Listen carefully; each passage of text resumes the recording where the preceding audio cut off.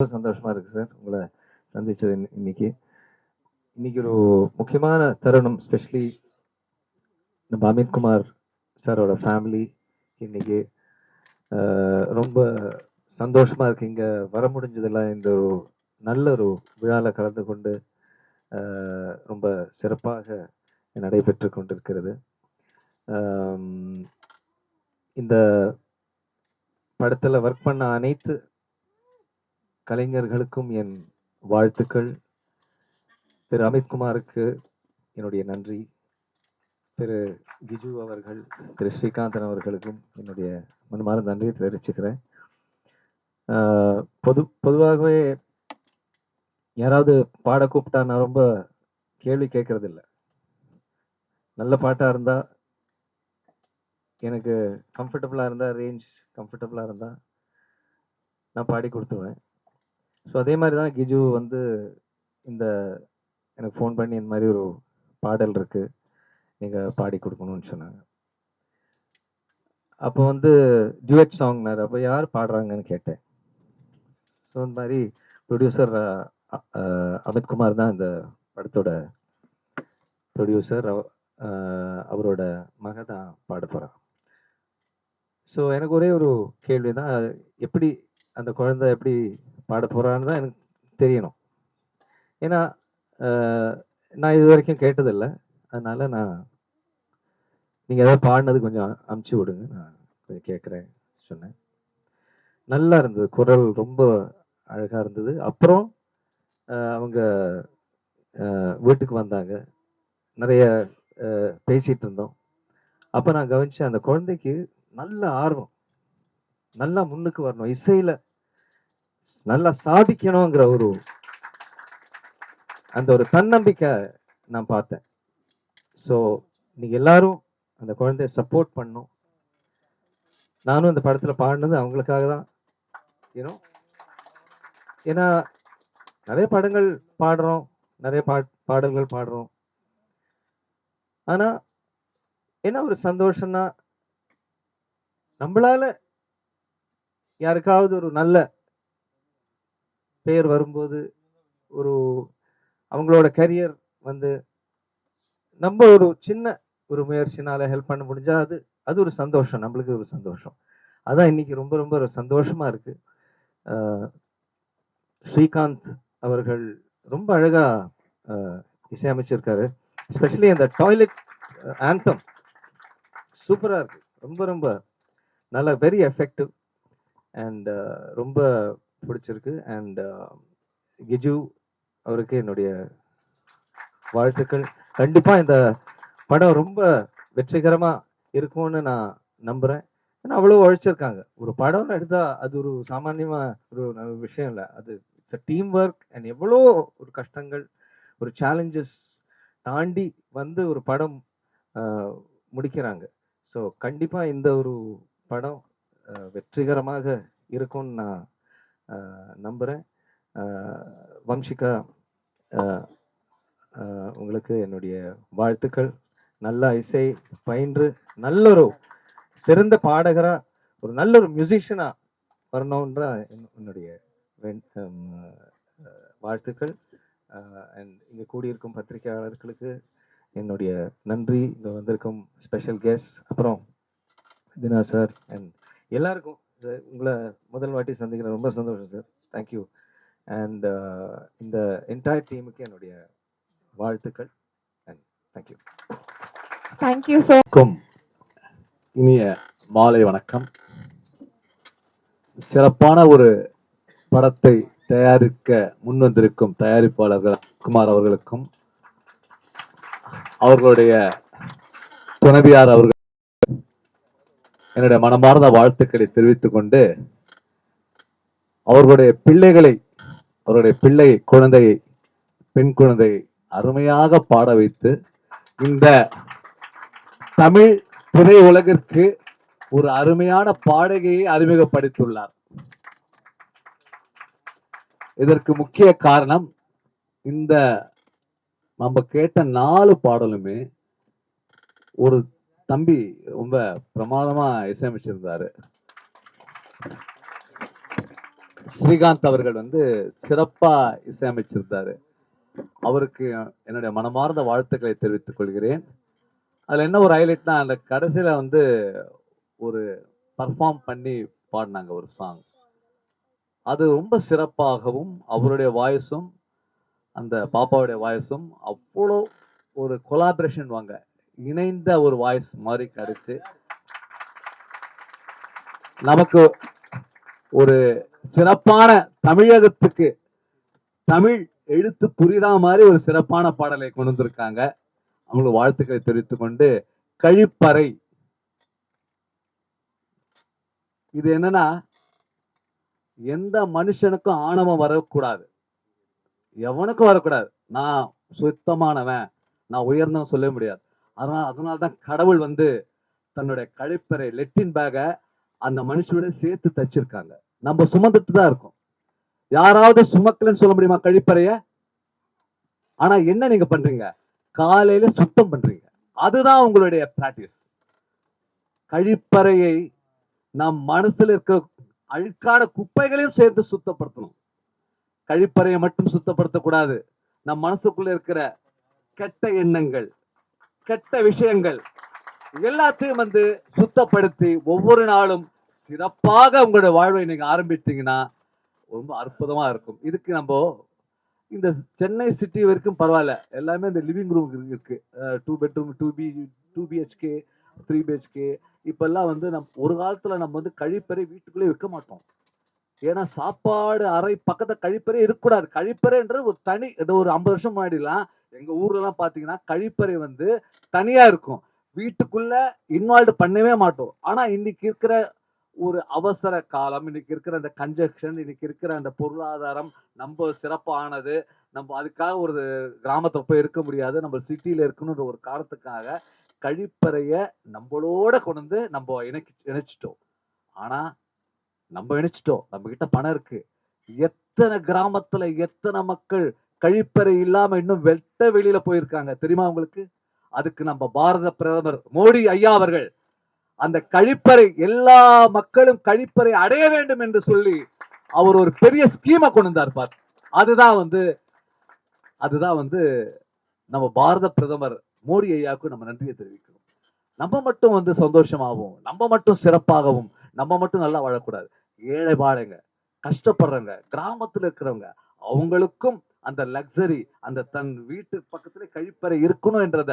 இன்னும் ஒரு காலத்துல வந்து சொம்ப தூக்கிட்டு போகணும். அங்க விடிகால போனா பாம்பு கடிச்சிரும். எத்தனை நான் கேள்விப்பட்டிருக்கேன். பாம்பு கடிச்சு இறந்திருக்காங்க. போற வழியில, வயக்காட்டு வழியில எத்தனையோ அசம்பாவிதம் நடந்திருக்கு. இதெல்லாம் தடுக்கிற அளவுக்கு இன்னைக்கு நம்மளுடைய மனம், இன்னைக்கு நம்மளுடைய எண்ணங்கள் தைரியமாக வந்திருக்கு.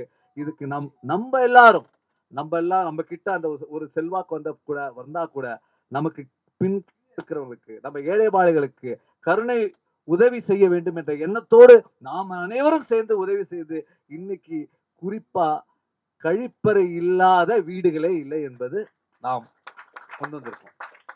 இதுக்கு நம்ம இந்தியா ஆளுகின்ற நரேந்திர மோடி அவர்களுக்கு நம்ம நன்றியை தெரிவிக்கணும். அது மட்டும் இல்ல, இந்த கழிப்பறை என்பது வந்து ரொம்ப ஒரு எக்ஸ்ட்ராடியான ஒரு வேர்டு. அது வந்து எப்படி சொல்றேன்னா, தமிழ்ல சுத்தமான ஒரு வார்த்தை. கழிப்பறை என்பது எல்லா அறை, ஒவ்வொரு அறைக்கும் ஒவ்வொரு பேர் இருக்கு. அது கழிப்பறை என்று ஒரு சுத்தமான வேர்டை, அந்த வேர்டை சூஸ் பண்ணி, ஏன்னா ஹிந்தியில டாய்லெட் நான் படம் பார்த்துருக்கேன். Excellent movie. அப்படி ஒரு மூவி நான் பார்த்து 3 வாட்டி 4 வாட்டி அதை திருப்பி பார்த்துருக்கேன். அப்படி ஒரு மூவி. அதே மாதிரி இன்னொரு மூவி எதுவும் சொன்னீங்க, கக்கூஸ் இருந்தது, அது நான் கேள்விப்பட்டிருக்கேன். அந்த ஆடியோ லான்ச்சுக்கு நான் போயிருந்தேன் போல இருக்கு. இந்த கழிப்பறை ஒரு சிறப்பான படமாக அமைந்து இது எல்லா மக்களுக்கும் சிறப்பாக கொண்டு போய் சேர்த்து இதுக்கு பெரும் உதவியாக இருந்த தயாரிப்பாளர் அமித் குமார், அவர்களுடைய துணைவியார், அவருடைய மகள், இவங்க 3 பேரும் இணைந்து பண்ணிருக்காங்க. இதுக்கு முக்கிய காரணம் டைரக்டர். அவருக்கும் வாழ்த்துக்களை தெரிவித்துக் கொண்டு, அப்புறம் என்னுடைய நெருங்கிய நண்பர் அவருக்கும் வாழ்த்துக்களை தெரிவிக்கிறது. இது எல்லாத்தோட நான் 20 இல்ல ஒரு 10 வருஷத்துக்கு அப்புறம் என்னுடைய நண்பரை இன்னைக்கு சந்திக்கக்கூடிய வாய்ப்பு அமித் செய்து வைத்தார். என்னுடைய உயிர் நண்பர் உன்னி. உன்னையோட நான் வந்து ஒரு 10-15 பாடல் நான் என்னுடைய மியூசிக்ல வந்திருக்கு. அதுல ஒரு ஆல்பம் ஒன்று சாங் இருக்கு, ஐயப்பன் ஆல்பம் சாங். ஆனந்த ஐயன்னு அன்னதான பிரபுன்ற ஒரு ஐயப்பன் பாடல் இருக்கு. நான் 10 பாடல் பண்ணியிருக்கேன், இசையமைச்சிருக்கேன். அதுக்கு மிக சிறப்பா பாடி இன்னைய வரைக்கும் எனக்கு ஐயப்பன் கோயிலுக்கு நான் எப்போ போனாலும், சார் நீங்க அந்த பாட்டு பண்ணீங்களா சார், மன்மதராசா எப்படி என்ன கேட்கறாங்களோ அந்த மாதிரி டிவோஷனல்ல இவர் பாடி கொடுத்த பாடல் இன்னும் என்னை கேட்கக்கூடிய அளவுக்கு வச்சிருக்கு. அப்படி ஒரு என்னுடைய நெருங்கிய நண்பர் இங்க சந்திக்கக்கூடிய ஒரு வாய்ப்பு கிடைத்தவைக்கு நன்றியை தெரிவித்துக் கொண்டு, இந்த விழாவுக்கு என்னை அழைத்தமைக்கு நன்றியை தெரிவித்துக் கொண்டு, குறிப்பா வந்து பத்திரிகையாளருக்கு நான் சொல்றேன், எப்பவுமே இந்த மாதிரி வளர்ந்து வரும் தயாரிப்பாளர்களை உங்க கையில தான் இருக்கு. இவங்க வந்து குழந்தைங்க, நீங்க பெரியவங்க, குழந்தைங்க உங்ககிட்ட ஒப்படைச்சிட்டோம். நீங்க வந்து எந்த அளவுக்கு வேணாலும் இதை வந்து ஹைலைட் பண்ணி கொடுங்க. நன்றி, வணக்கம்.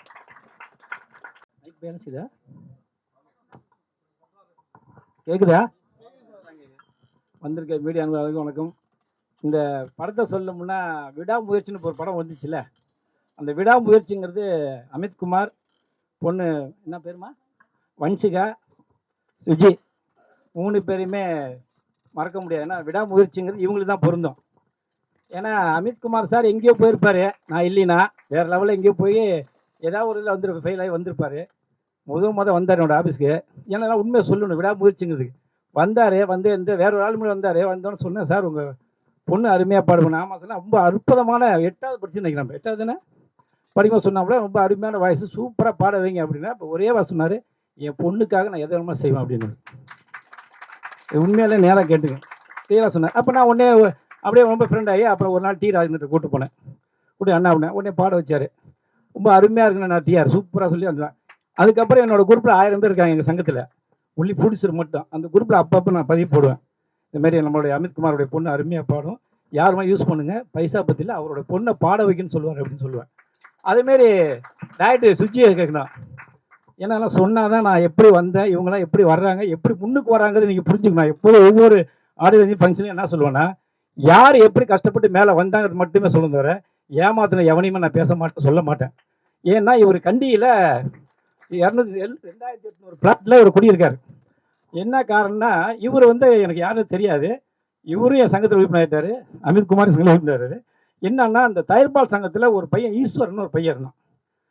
அந்த தயாரிப்பாளர் சங்கத்தில் எல்லாமே தயாரிப்பு சொல்லியிருக்காங்க, அவன் மட்டும் எல்லாரும் தப்பாகவே திட்டிட்டு இருப்பான். எல்லா தயாரிப்பும் திட்டுவான், யாரெல்லாம் திட்டுவான். அப்போ என்னையும் சேர்த்து என்னோட சங்கத்தையும் திட்டான். ஸ்மால் பட்ஜெட்டு சங்கம், அது சங்கமா அப்படின்னு சொன்னோன்னே எனக்கு, நான் மற்ற பேர்லாம் கிடையாது, நான் இறங்கி அடிப்பேன், சண்டை போடணும் தெரியல. சரி என்னென்னா நான் உடனே ஃபோன் பண்ணி என்ன பண்ணேன், 7 பேர் தான் தெரியும் உங்கள் சங்கம், வேறு யாருக்கு தெரியும் அப்படின்ட்டான். எங்கன்னா இந்த வார்த்தை முத்தி பெருசாகி போச்சு. சரி எங்கடா இருக்கு அப்படின்ட்டேன். நீ முடிஞ்ச இன்ஸ்பெக்டர் கோர்ட்டுக்கு வந்து பாரு அப்படின்ட்டான். கண்டிகையில் 2800 குவார்ட்டர்ஸில் எல்லாமே போலீஸ் குவார்ட்டர்ஸு. அங்கே இருக்கிற பாதி பேர் போலீஸ் ஃபுல்லாகவே வெளியூர் போயிட்டாங்க. எல்லாமே பாதி பேர் எல்லாமே அக்யூஸ்ட் தான் இருக்காங்க அந்த பிளாட்டில், யாருமே இல்லை. அப்போ அட்ரஸ் கொடுத்து நாங்கள் 4 மணிக்கு இருந்து கிளம்பி போகிறோம். என்னுடைய அச்சார பத்திரிகை சேகர் ஆசிரியர் இருந்து சேகர், அவரை கூட்டி இங்கேருந்து போகிறோம்.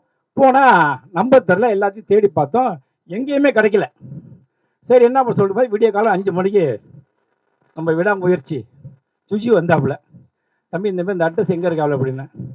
அந்த பையன் சரியாக தெரியல சார், நீங்கள் நாளைக்கு வாங்க அப்படி சொல்லி மறுபடியும் கரெக்டாக கண்டுபிடிச்சேன். என்ன காரணம், விடாமுயற்சி சொன்னால் விடாமுயற்சின்னு சும்மா எதுவும் வராது. இந்த பையன் நைட்டு முழுக்க யோசிச்சு காலையில் எனக்கு ஃபோன் பண்ணுறாரு, சார் அந்த வீடு நான் கண்டுபிடிச்சி வந்திருக்கேன் அப்படின்னு. இதுக்கு மேலே நான் யாருன்னு தெரியாது. உடனே மறுநாள் கண்டுபிடிச்சி நேராக வீட்டில் போய் சண்டை போட்டு அவன்கிட்ட சொல்லி மன்னிப்பு கேட்டு இனிமேல் நான் யாரையும் பேச மாட்டேன் போக சொல்லி இன்னைய வரைக்கும் தயாரிப்பாளர் சங்கத்தில் அந்த பேச்சே இல்லை.